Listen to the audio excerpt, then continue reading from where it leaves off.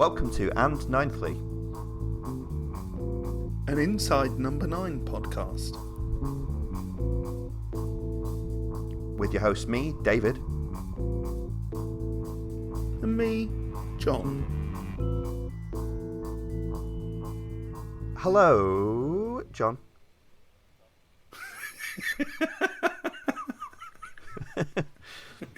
Hello, David. Thank you. And we are here to talk about the 5th episode of Inside Number 9, Series 7. So we've gone through 4 of them already, and the one that was on, as we record this, actually, the one that was on just last night was, so this is, that was on the 25th of May, 2022. We're now... 2022? Yep, on firmer ground this time than the last episode. That was yesterday. We both... So actually, interesting thing about this episode is, see how this plays out. John, you've seen this once, haven't you? And I've seen this twice. I've seen this once, about 2 hours ago. Cool, yeah. Maybe 2.5. Yeah, that's good. I feel like, it's nice to have a purpose, and I can be the person with, the rewatch perspective, on this, which will be a nice sort of raison d'etre. Which I think will be very interesting, actually. It's a shame I didn't see it twice, because I imagine that changes the perspective of it slightly. It's a good rewatch one. I think I was saying on our previous episode of Nine Lives Cat, that's probably the other one this series so far with the most rewatch value in terms of clever lines and things like that. I think in this episode it's more to do with performance, as you might imagine. The watching of performances is particularly one. So yeah, what did you? In broad terms, and then we'll get into the specifics. What did you think of this one? In broad terms, I really liked this. Really enjoyed it. Enjoyed it a lot. Straight out of the gates, you got to say, here's our very best friend Jessica Hines, and hurrah for Jessica Hines. And isn't she wonderful? Isn't she just glorious? And who would have known all those years ago that Daisy Steinway would turn into this actually quite extraordinary actor who can do nuance and pathos and comedy and all of these wonderful... that sounds dismissive of her as a performer all those years ago, but obviously she was playing a very heightened comic character, and this actually has a lot of subtlety and nuance and pathos in it. And the scene where she spoilers, the scene where she slaps Zach and kind of just has that kind of breakdown where she's about to go to the hospital and probably be told there's something horribly wrong with her is just beautiful and is a wonderful bit of work. Yeah, so straight out the gate, hurrah for Jessica Hines, and then lots to enjoy as well, and actually went in a very different direction to the one I was expecting. And I know that we were talking about this before it aired, and we'd seen a cast list, and the cast list didn't include Reece Shearsmith. And we were then debating, is this going to be the first kind of Reece, or the first episode that only has one in it and not the other. And I guess I was going in with that thought in my head as well. So when the opening voiceover is clearly Reece Shearsmith, I was like, well, it's not going to be that then. That's far more interesting. I don't think I caught it was him until the second time he cropped up, and I think that might be just before he comes on actually on screen, with the beard as a scientist. I got him right from the off. Got him right from the opening voiceover that it was Shearsmith. I think I would, as someone who's listened to him so much. Yeah, slightly plummier clipped accent, but unmistakably so. It's interesting. This is not a deep point or anything, and we'll get on to different things. But like one thing, when you see him in those little inserts as a TV scientist, it reminded me of John Thompson's character from the Fast Show. In the Fast Show, yeah. How could it not? How could it not? Yay! Yeah, I'm glad we took 2 gerbils. See, that was slightly better. That's all I can say in that accent. Just we took 2 gerbils. Yeah, I'm glad that came up for you as well. We do spoilers from the off on this podcast. This is so with that warning, this is the first sci-fi they've done, I think. Oh, now then. Yes. I can't think of anything else that qualifies. Obviously, we've had natural, supernatural, but I don't think beyond, magicians, contraptions and things like that, I don't think there's been any kind of, magic, what do you call it, the old Clark thing, technology indistinguishable from magic stuff. And obviously time travel, again, spoilers. The miracle of time travel will allow me to put the spoilers before the spoilers that I say. Time travel is that kind of magic technology, isn't it? It's that conceit. I guess, I've been rewatching Black Mirror recently, so I've kind of got that ticking away in the background, and I'm like, well, yeah, there's loads of sci-fi episodes, and hang on, that's Black Mirror, not Inside Number 9. Well, that's interesting in itself, isn't it? That them trying to slightly play on that pitch, because certainly for British viewers, like the effortlessly the two iconic kind of anthology series of the 2010s were Black Mirror and increasingly Inside Number 9. Particularly Black Mirror seems to have sort of vacated the field a bit in recent years. Black Mirror hasn't had a new episode out since, was it like beginning of 2020, end of 2019, something like that? Oh, when was Bandersnatch? That was 2018 now, I think. Yeah, maybe it might have been 2019, but they had a few after that. The actual last episode about Black Mirror that was on, I think, is the one with Miley Cyrus in it.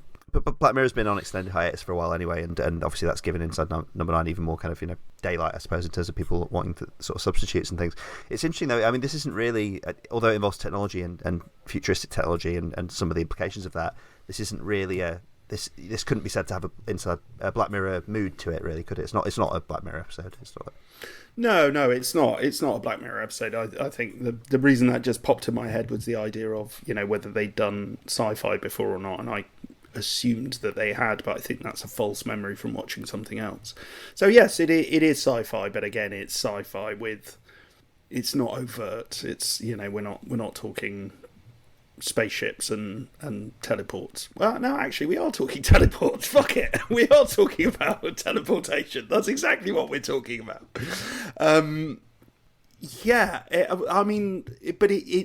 hidden. It's very, very hidden from view, and I guess that's the point, isn't it? That it's hidden from view for a really long time.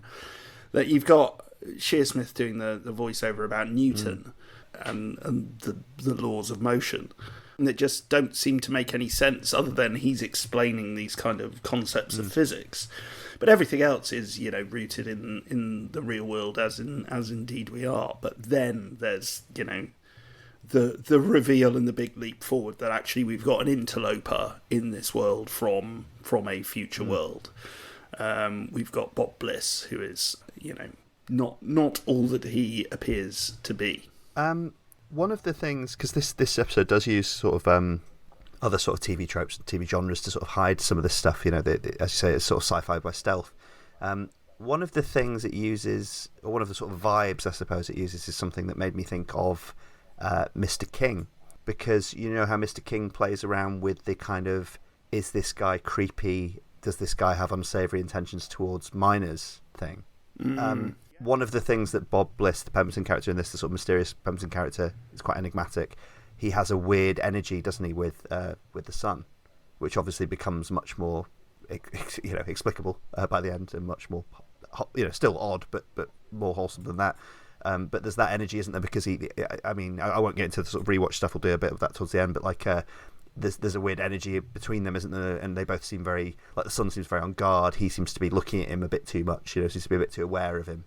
And you have those scenes in the middle of the episode where he's helping him, tutor him in his room, and there's kind of there's an intimacy there that's more just because you don't know much about Pemberton's character, really, and he seems a bit intense and a bit odd. There's an energy there that could is always a bit like in Mr. King, is always threatening to spill over.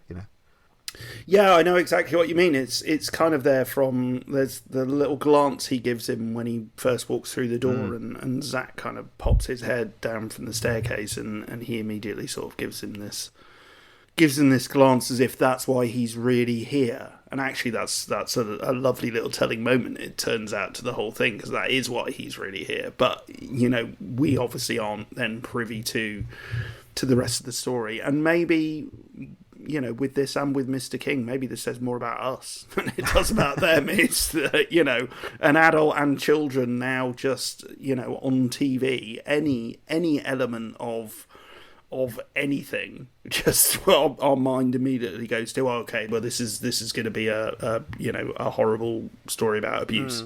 I mean, well, I suppose in drama, in dark comedy drama, an adult, a very intense adult coming in and taking an intense interest in a child, you can be forgiven for seeing those vibes, But I suppose there's also the fact that Jessica Hines' character, very subtly, and again, I'll try to stick at the rewatch implications here, but sort of comes onto Bob Bliss halfway through, and he seems not attracted by that and seems to flee from that, whereas he's been very comfortable being close to and conversationally intimate with the boy. And it's like, there's kind of there's flags there, aren't there, if you want to read them. It's kind of potentially as well, but also it kind of solidifies a little bit of Jessica Hines' character's desperateness.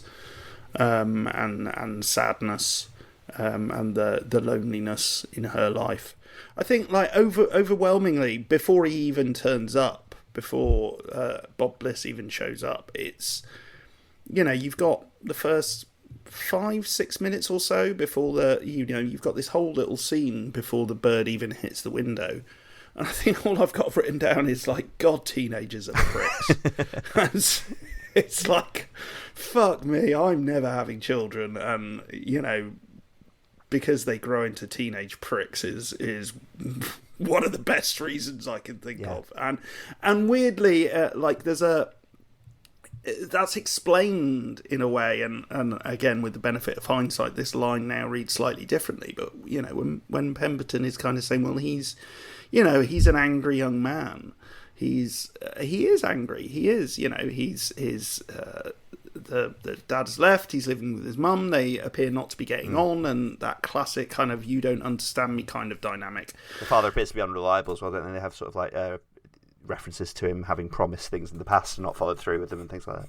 Exactly. So certainly you get the backstory, you get the reason why he's being a prick, you get the motivation for him being a prick, but you also get to sit there and watch him and go, my God, teenagers are pricks. Yeah, and this about the olives and the hummus in the fridge and things like that. Yeah, this one is particularly spiky little prick who's being awful to lovely Jessica Hines. How dare you? Yeah, and she is playing a particularly vulnerable character in this, isn't she, as well? Who's you kind of wish nothing but the best for her, and she seems like such a lovely woman. And it's kind of you really. I mean, it's remarkable how much this one, because obviously we've had Love's Great Adventure already in a previous season, but this one seems to be leaning really heavily into the whatever's going to go down here. It is basically a kitchen sink drama with this mysterious interloper in, which is an intriguing kind of energy for them to go back to again, isn't it? Because it really puts you off your guard. And I think what I thought was going to happen, or not specifics, but the sort of thing I thought was going to happen is because Bob walks into the hallway, looks up to the stairwell, and Zach's looking down the stairwell, kind of like almost like hiding him, and it's not clear whether he recognised him or not. But I thought there was going to be some sort of twist where Zach had encountered Bob before, and there's some sort of, they knew, those two characters, whatever is going on, those two characters know something the mother doesn't, and that was going to be, that they were pulling something on her or something like that, which they in a sense are, but with more metaphysics. Yeah, they did play with that. The first scene when they're all in the kitchen together, there did seem to be a kind of familiarity with Zach not saying hello. That could be teenage surliness, and that could be, this is someone he already knows, potentially. Who's like sort him out, or has trapped him down or something, and is playing another game.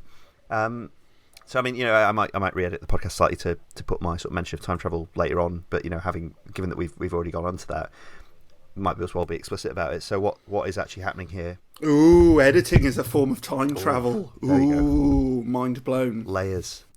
So what has happened? Editing is a form of primer. That's where I'm going to put it. Pemberton's character is actually the grown-up Zach. When he's writing the date, at one point in the episode, he accidentally writes 62 and shrugs it off as being, when he's born. And then later in the episode, when he's revealing himself to Zach, listen to my language, when he's telling Zach his true nature, he says actually 62 is where I'm from, presumably 2062. Yeah, it's a time travel story. It's a time travel story where a future self has come back to set right what once went wrong, you might say.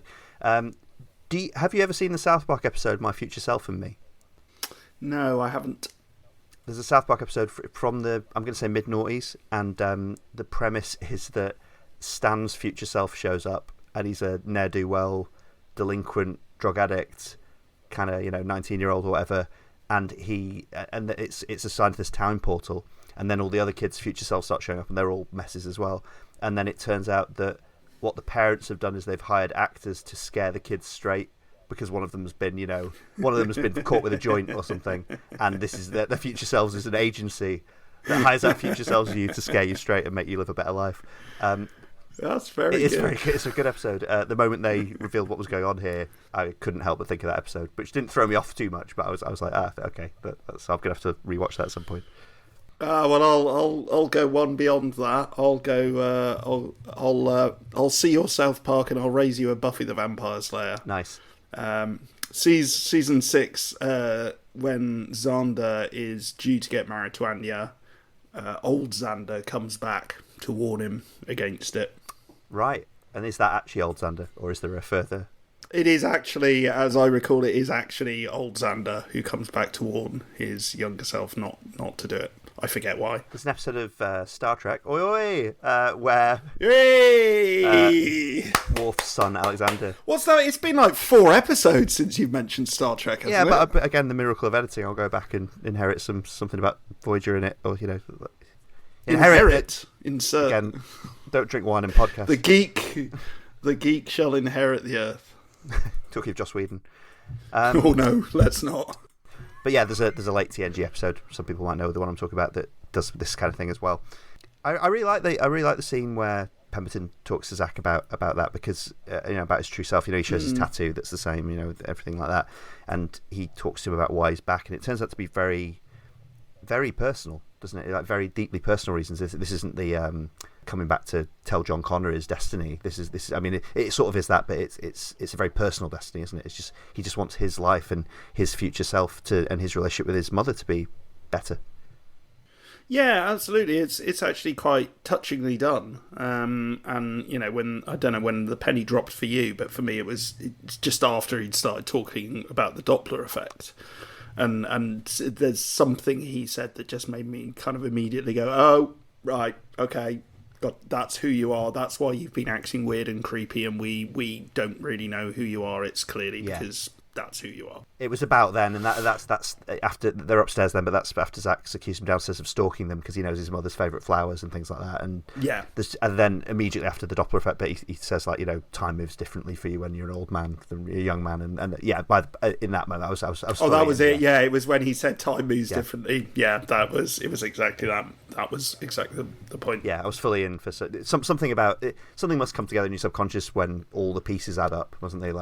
Before you can even voice it, But certainly that's when I thought they were doing that. Although I also wasn't sure if that was.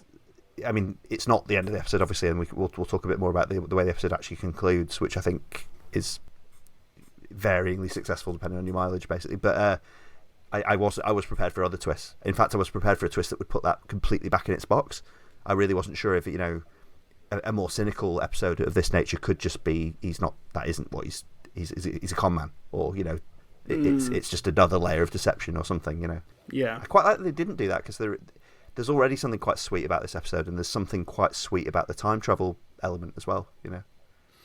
Yeah, it is all quite sweetly played, and actually that relationship before you get to the reveal, the relationship between Bob and Zach when he's helping him with his physics homework actually is really nice, and you see this other side. Having said all teenagers are pricks, it's like, well, clearly he's an intelligent prick, and and he's smart. He's just not being motivated correctly or whatever.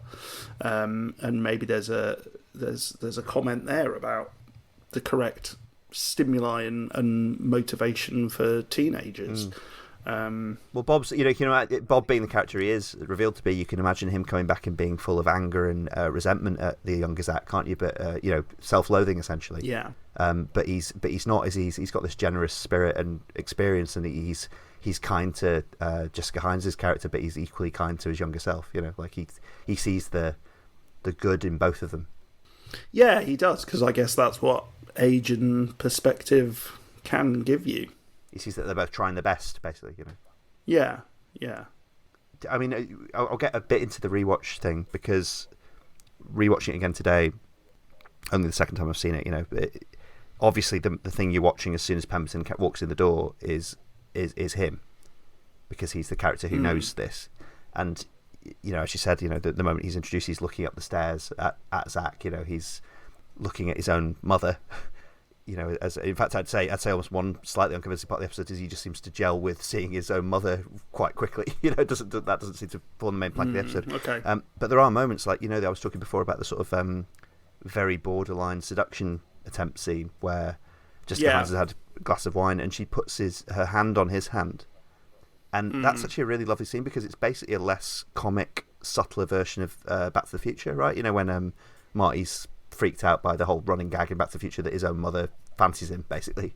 This is that done nicer and with a bit more tact, because actually when she first puts her hand on his hand, he takes it, you know, willingly, because he's like, you know, he's comforting his mother, you know, like he's like, he sees how vulnerable she is, and he takes it. And it's when she takes her glasses off and sort of rubs his hand a bit, and he gets that that's the energy she's got, and that's when he flees, you know. And I just thought that was a really good scene. You know, it's a good scene anyway, but then when you learn the twist, it's like, it's a really, as I say, it's a great variant on that Marty McFly and his mum thing, you know. Yeah, I got nothing to add to that. I knew that was exactly where you were going with that. Of course it's Marty McFly and his mum. That weirdest of all movie time traveling concepts. What if you went? Yeah. What if you went back in time and your parents never met? What if you went back in time and your mum tried to fuck you? Yeah, I suppose. That is a weird. Is not something any of us have ever wanted to consider. The two most successful things to come out in 1985 were that movie and Me. So that's. We both had a good run. Well, apparently they had to make David Part 2 and 3 back to back, because they were. No, that's true. Yeah, logistically very complicated, and you can really tell. The reviews weren't kind. What's? I suppose it's the inverse of that, isn't it? Because in Back to the Future, he's a kid, he's a teenager, and he's transported back to when she's a teenager, and this is him being aged up, essentially. You know, this is to his mum as an adult. Yeah, I thought that was a really good scene. I thought there's. Obviously, every scene where he's dealing with Zach is just hugely freighted with, you know, as I say, that generosity of spirit and kind of insight, and things about them having a shared sense of humour. Not shared sense of humour, but he actually says, like, he gets it. He knows that his teenage self has enough knowledge to get that physics joke. Yeah. There's that moment where she says something like, say hello, Zach, and they both say hello at the same time. And he says, jinx. I'm not sure if that joke works, knowing what the time travel is, because if a man from 2062 as an adult would say jinx, unless he's calling back to his teenage self, but you know that. Oh, I'd like to think that Jinx will be timeless. I'd like to think, you know, the scene in AI when Haley Joel Osment sinks to the bottom, and the little, you know, weird kind of thin Close Encounters type creatures. I'd like to think that they still say Jinx. Yeah, you know what? Let's choose to believe that together. Safety in numbers. So, I mean, that's really sweet. And then, you know, you get this climax of the episode where Pemberton shoots himself. Yeah, bold. They don't really, correct me if I'm wrong, they don't really go into, and, you know, I know I've seen it twice now, they don't really go into why he sort of has to do that, do they? Well, this is someone who's only watched it once. So, again, there was a little bit of my head as I was watching it when we see the funeral and Pemberton and Shearsmith are together.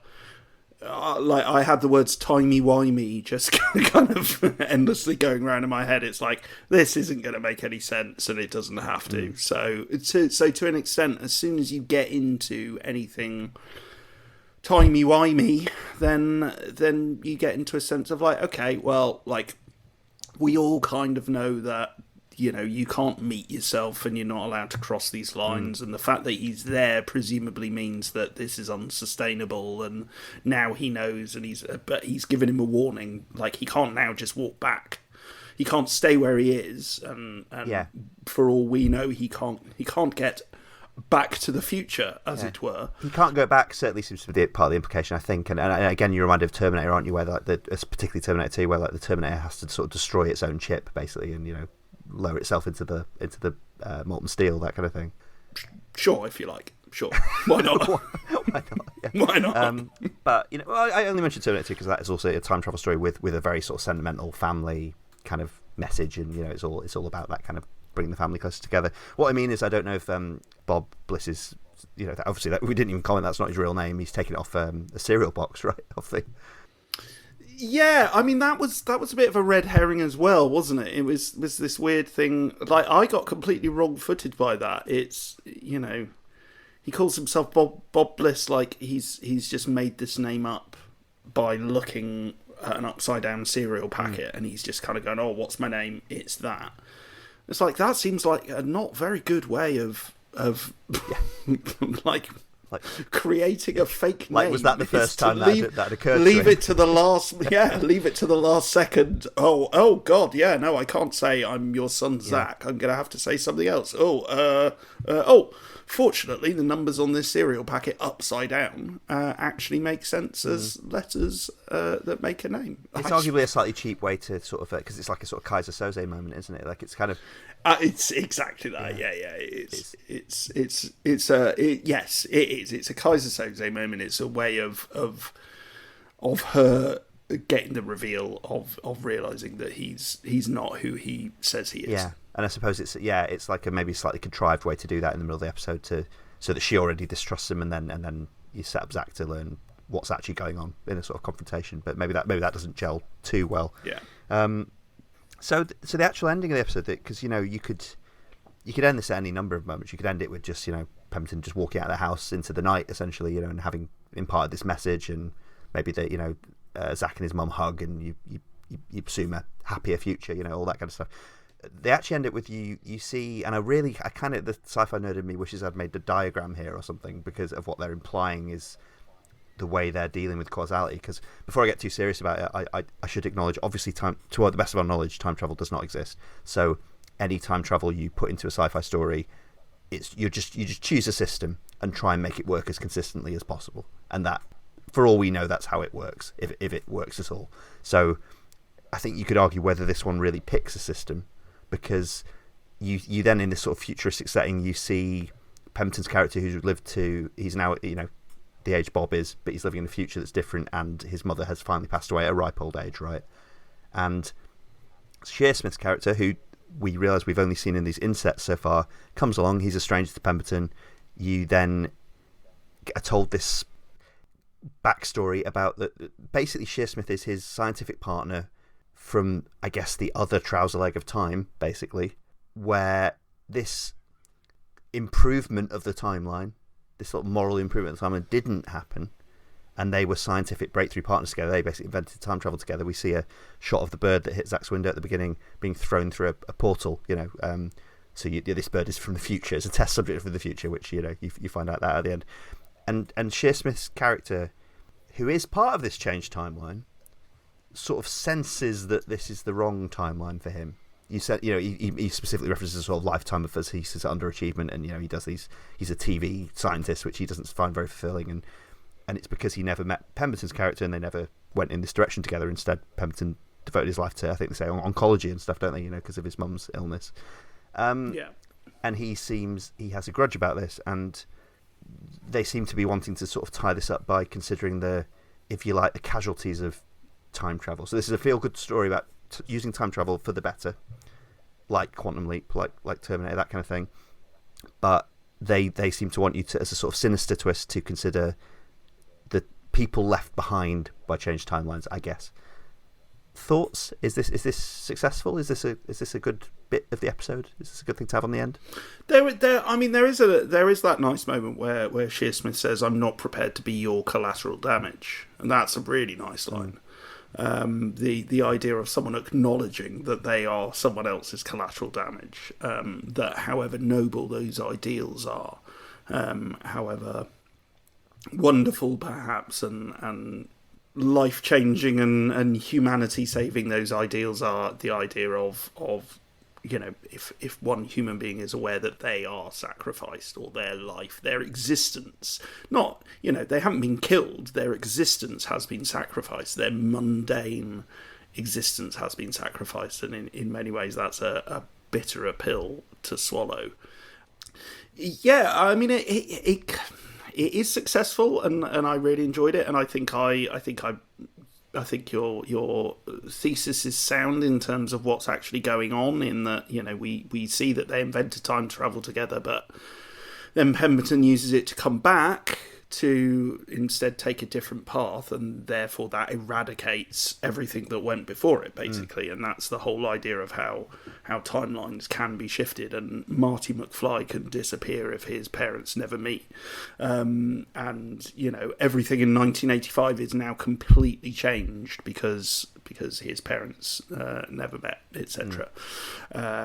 1985, 1955, everything's changed, isn't it?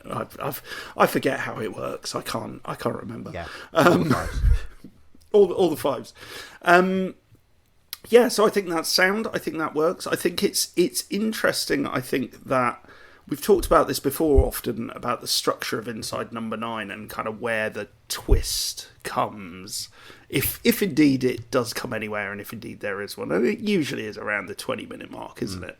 Where things slightly reveal. It's either around the 20-minute mark or it's right at the very, very end. It's one of the two. For example, the first one of this series, actually kind of a bit twisty around the 20-minute mark, but like the very end is your punchline.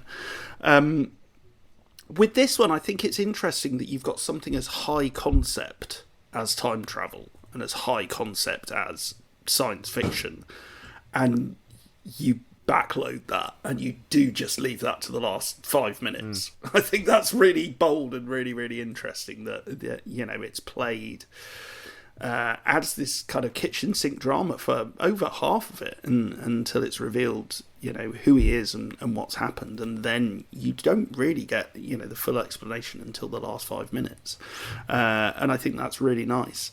There's lots of other really nice touches as well. It's the I really like the clicking.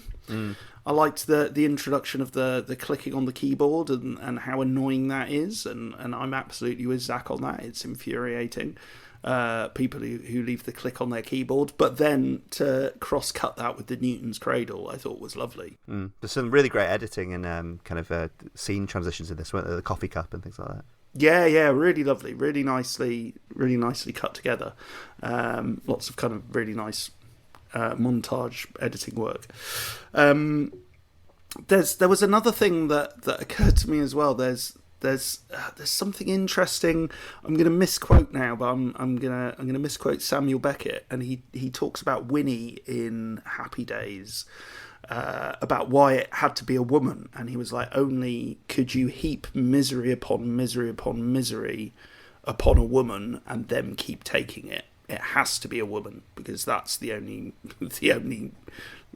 creature, the only human who could take it would have to be a woman. Cheery thought for our age. Cheery thought, indeed. And that occurred to me in that moment where, like, her son's just called her a bitch. She's on her way out the house to find out that she's got a terminal illness, and it was like, only could a woman have this much heaped on her, basically, and to still keep going. And I think there is something there about. Obviously, this is two dudes talking, so please ignore us, folks. But I think there might be something there about motherhood as well. About and she does have that little throwaway remark at the beginning, like things didn't work out the way she expected either, and that's kind of what growing up is and motherhood is, and etc. But it feels like. She has all these things really, really thrust upon her, and all these miseries kind of heaped upon her. I was just thinking again about the ending in light of you saying that, and because there is something about Hines' character being the sort of saint-like mother character in this, the long-suffering character who, making her and her son's appreciation of her heightened is considered in itself a good aim. It will make a better universe. It's very old-fashionedly moral in that sense. I like the sentimentality of the episode, and I think it's lovely, and I think it holds together really well for me up till about the 25th minute as an almost complete episode. And I think one reason the ending doesn't quite work for me with Shearsmith's characters, I really actually like the way that fights against that conceit, or that ethos in a way, because I like that another character go, no, you can't do that. That other people will be damaged by this. Other people will be changed. It kind of, because time travel tends to be seen as this kind of, whether it's in stuff like Star Trek, where it's sort of prohibited. It's considered a bit too much, because part of that is because it's too individualistic. It's you're trying to change the universe to your schema. You know best, essentially. Your life will be better, so this is why this should happen. I like that Shearsmith is kind of, if you like, he's being the Frank Grimes to the Homer Simpson there. He's like, no, this is, how on earth is people just letting you go around behave like this? I think where it doesn't work for me, and again, this is going to sound a little bit nerdy to do with time travel mechanics and stuff, is you see Pemberton in the future. This is in the improved future where his mother's lived to a ripe old age, and he doesn't invent time travel, although there may still be a time portal knocking around because of Bob sort of imparted it to him. That took a rewatch for me to figure that out. That's what Shearsmith's character suspects or hopes for. You get the old time paradox thing of why hasn't...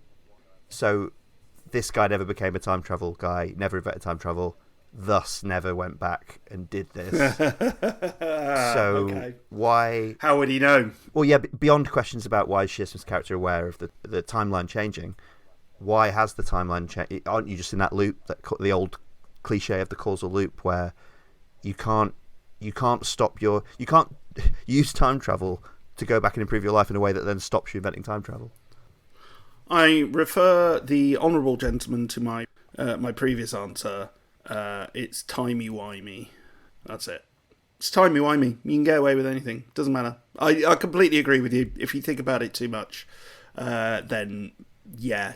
If you're making an argument that time isn't linear, and therefore it's looping back on itself, then surely it's constantly changed by the not inventing time travel. So there, I see what you're saying. There is now a second timeline where time travel is not invented, which means that the first timeline no longer exists. Yeah, I think the way I'd do it, not to make it like all hang together or whatever, but the way I'd make it work better dramatically. It's always risky to try and do fan rewrites, isn't it? But I think if you'd maybe you do at the episode as it goes, and you'd show that things have improved, and that Bob's death has brought Zach and some other close together, and then you even see Pemberton sort of happy in the future, his mother having lived to an old age, and then you'd go back to young Zach, and Shearsmith's character would show up and confront him, because the implication would be that he'd followed Bob through the time portal, and then he ties it all together and does a very similar view. And you can even end on it wouldn't be the same note exactly, but you can end on an equally ambiguous note where you're not exactly sure, because it's very uncertain what Shearsmith's actually saying they're going to go and do. Like, how is he planning to set this right as he sees it? Yeah, well, on one viewing, I absolutely couldn't tell you. Yeah. Well, on two, I couldn't yet either, so that might be... But also, the final shot being the bird flying at the window, it's like we're back in the original timeline, and we're back at the point at which Bob Bliss appears, but yet he doesn't appear, so it's left hanging in the air as to what timeline we're now in. Or we're now in a third timeline where time travel is also possible, but maybe Bob Bliss doesn't turn up this time. Well, and yeah, but Zach needs to... This is going to make my brain hurt again. This is like an Austin Powers. But Zach needs to invent time travel. So Zach needs to live to some version of... To invent time travel, Zach needs to live to some version of his original lifetime. But it's complicated. I think it's just muddled because, like, we've seen that he can change his life and somehow time travel still exists. So I guess you could... I guess because... Sorry, my brain's breaking down here. I think you could maybe say there's two sort of overlapping causal loops, I guess. But I don't know. People cleverer than us, please email the EscapeGoat Podcast and does this work, I guess. But on an emotional level, completely works. I think it's... And as I say, I think Shearsmith is that nice little bit of vinegar there, if you like, to kind of make the saccharineness, because it's a sweet episode. It's a really successfully sweet episode, I think. But he's there to give, as I say, that little Frank Grimes corrective, where it's like, no, this is actually a bit more complicated than that. Not in plotting terms, but in terms of consequences. So yeah. Yeah, I'll buy that. I'll buy that for $1. And also, I like their. I kind of like the route they've gone down of, if it's their first time doing sci-fi, it's like, well, how are they going to do this? I mean, we've seen how Black Mirror does this, and Black Mirror did it by, buying a job lot of little plastic discs that you can stick onto someone's temple. And they seem to have just done it by it's like, it reminds me slightly actually of Aliens, where it's the Paul Reiser character turns up and it's like, how do we know it's the future? Have you looked at the collar on that guy's suit? It's stiff as a board. It's sticking. No one I know in the 20th century wears a suit collar like that. This must be the future. And for them, it's just like they've just got this little weird triangle thing kind of on on their jumpers, basically. That looks like a bit of. Yeah. It's very sort of Space 1999. Leather with it looks like a bit of leather with like a little disc in the middle of it, and it's like, that'll do. Did you see Shearsmith pulls a gun on him as well? That's like basically a ray gun.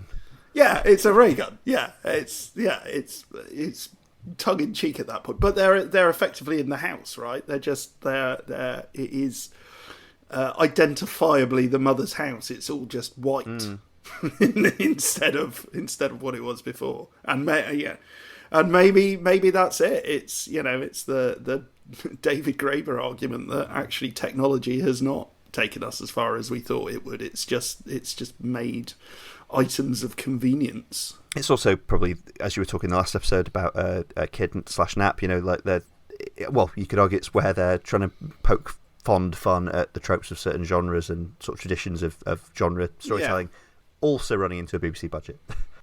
Making a virtue of a BBC budget. Absolutely true. So. Yeah. It's it's interesting. Actually, I've just realised. If it's his mother's house, I hadn't really clocked it was his mother's house futuristically dressed. That means it's still inside the number 9, right? Yeah. So you get to be in the future and kind of hand wave that you're still following the rules, which I know they've got some regard for. So, yeah. So I mean, it sounds like you liked this episode a lot, then. I did, yeah. I enjoyed it. I think particularly coming after Kidnap. I refuse to call it Kid / Nap. I think. Yeah, it's it's an anthology series, so we've said this before. There's going to be stuff that maybe doesn't work for you personally, stuff that objectively maybe you can even say is slightly less good, but you could always just wait another week or wait another 30 seconds if you're binge watching and you've got another one that comes along that might move you or give you an entertaining half an hour. And speaking of waiting for another week, we'll be back in the next episode to talk about episode 6, which will be the finale. And as we record this, all we know about that is a sort of enigmatic trailing image that they've given, which is sort of suggesting that they're going to be maybe playing around with animation next week. We don't really know anything more than about that at this stage. Obviously, we'll know a lot more next week when we've seen it. It's exciting, isn't it? Yeah, huge speculation from our end, having seen only one animated picture that makes me think of children's public information films, and where that's going to go. Well, that's great. Any further thoughts about that one, John, or is that a wrap? I have one thing to tell you, young David. Oh, it's all about scarecrows, is it? In years to come, you will be crossing a field. Oh, for fuck's sake. And a scarecrow will come running after you. No, I've got nothing else to say. You're exactly the kind of actor that my family would hire to spook me into going straight. Going straight? Well, let's not go that far. But, and on that note, John, would you like to say goodbye to your loving public? Farewell, adieu. I mean, not goodbye. I thought you were going to say, would you like to give your younger self a warning from the future? Well, yeah. I very much would. Is that something we can do? How much time have we got? Yeah, exactly. Actually, just fade it out as I start a list. Okay, John. Now listen. Fade it out. There's some things you need to worry about, and there's some things you don't need to worry about. Okay. being ginger is something you're going to get over. It's absolutely fine. It's like it's going to be a tough road, but you'll get over it, and in many ways it will make you. Wise and compassionate words. Being Cornish, that's a stumbling block all the way along, if I'm honest with you. That's for life, yeah.